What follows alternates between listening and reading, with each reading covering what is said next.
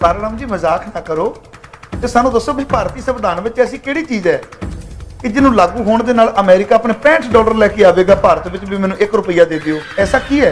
ऐसा है मखू जी कि जब भारत में अंग्रेजों का राज था, ठीक है, उस समय भारत के ₹1 और अमेरिका के $1 की कीमत बराबर होती थी। भारत में तथाकथित आज़ादी 15 अगस्त 1947 को देश आज़ाद हुआ। उसके बाद भारत की कुछ मुद्रा जो रुपया है वो गिरा और उस समय भारत का ₹13 और अमेरिका का $1 था। आज ये स्थिति है कि भारत का ₹65 और अमेरिका का $1।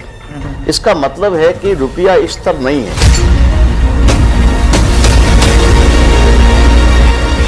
कहीं न कहीं रुपये की वैल्यू गिर रही है और डॉलर की वैल्यू बढ़ रही है, इसलिए रुपया आए दिन गिर रहा है।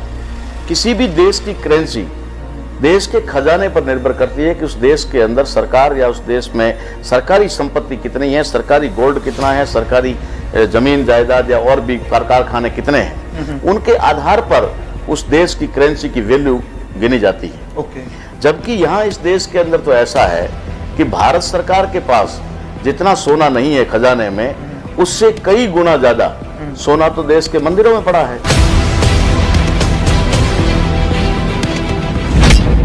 जहां पर भारत सरकार का कोई लेना देना नहीं है।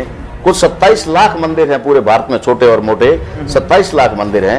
उनमें से मैं 4 मंदिरों का आंकड़ा आपको बता दूं कि 4 मंदिरों में 30,000 टन सोना है। 30,000 टन सोना। और उन मंदिरों के ऊपर ना तो पब्लिक का कोई कंट्रोल है, ना सरकार का कोई कंट्रोल है। पता नहीं किसका कंट्रोल है, ये भी पता नहीं। ओके। मैं आपको सिर्फ 4 मंदिरों का उदाहरण दूं इस देश के अंदर, और टोटल मंदिर भारत में 27 लाख है। अभी तक हमारे पास 4 मंदिरों का आंकड़ा है, जिसमें महालक्ष्मी मंदिर है, शिरडी वाले साईं बाबा का मंदिर है, महापद्मानंद मंदिर है और तिरुपति बालाजी। ये 4 मंदिरों के पास ऑन द रिकॉर्ड 30,000 टन सोना है।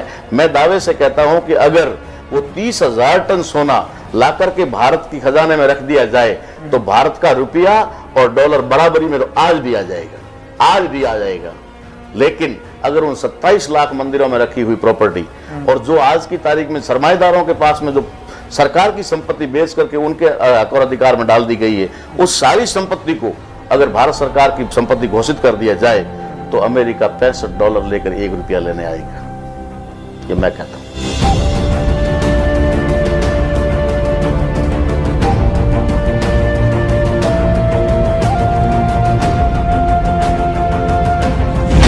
गल तो मैं याद आया है, तुसीं सोने की गल कर दिओ कि मंदिरों के सोना पिया होया। अब कुछ समय पहला की गल है कि न्यूज़ के मैं भी सुन रहा सा, साउथ वाली साइड किसी मंदिर के बेइंतहा सोना निकलिया। मेरे ख्याल 5 कमरे खोले गए। ये बाबत तुहाडा की नजरिया है?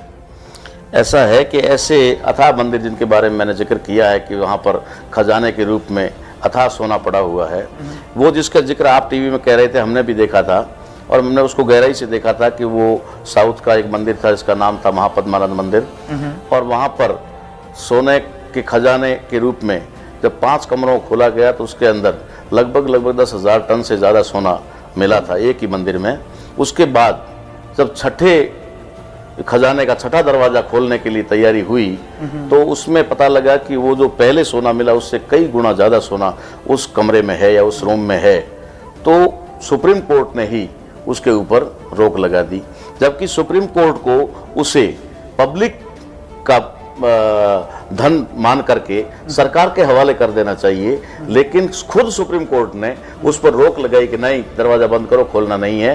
और उसके बाद वो खबर कहाँ गायब हुई, मीडिया के लोगों को अंदर घुसने पर रोक लगा दी गई और वो सोना किधर और कहाँ गायब हो गया आज दिन तक किसी को पता भी नहीं चला है।